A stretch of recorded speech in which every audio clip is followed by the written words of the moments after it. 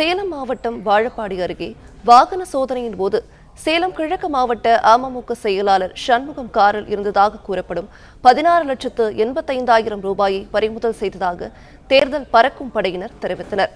விவரங்களை வழங்குகிறார் நம்முடைய செய்தியாளர் சிலம்பரசன். வணக்கம். இது பற்றிய கூடுதல் தகவலை சொல்லலாம். வணக்கம். சேலத்தில் அம்மா மக்கள் முன்னேற்ற கழக கிழக்கு மாவட்ட செயலாளர் காரில் 18,85 லட்சம் ரூபாய் பறிமுதல் செய்து தேர்தல் பறக்கும் படையினர் நடவடிக்கை எடுத்துள்ளனர்.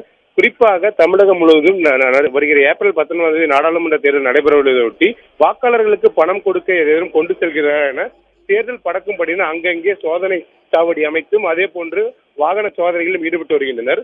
இந்த நிலையில் சேலம் மாவட்டம் வாழப்பாடியை அடுத்த புதுப்பட்டி மாரியம்மன் கோவில் அருகில் பறக்கும் படையினர் வாகன சோதனை ஈடுபட்டு இருந்த போது அப்போது அங்கு வந்து அம்மா மக்கள் முன்னேற்ற கழக கிழக்கு மாவட்டத்தினர் சண்முகம் காரில் சோதனை செய்தபோது உரிய ஆவணங்களின்றி 18,85 லட்சம் ரூபாய் இருந்ததை கண்டறிந்தனர். இதனைத் தொடர்ந்து அந்த உரிய பணத்தை சேலம் வாழப்பாடி கோட்டாட்சியர் ஜெயந்தியிடம் ஒப்படைத்து தற்போது இந்த உரிய ஆவணங்களை கொண்டு வந்து பணத்தை பெற்றுக் கொள்ளுமாறு அறிவித்துள்ளனர். குறிப்பாக அம்மா மக்கள் முன்னேற்ற கழக மாவட்ட செயலாளர் காரில் 18,85 ரூபாய் பறிமுதல் செய்தது வாக்காளர்களுக்கு பணம் கொடுக்க ஏது கொண்டு செல்லப்பட்டதா என்பது கோணத்தில் விசாரணை மேற்கொண்டு வருகின்றனர். இந்த சம்பவம் பெரும் பரபரப்பை ஏற்படுத்தியுள்ளது.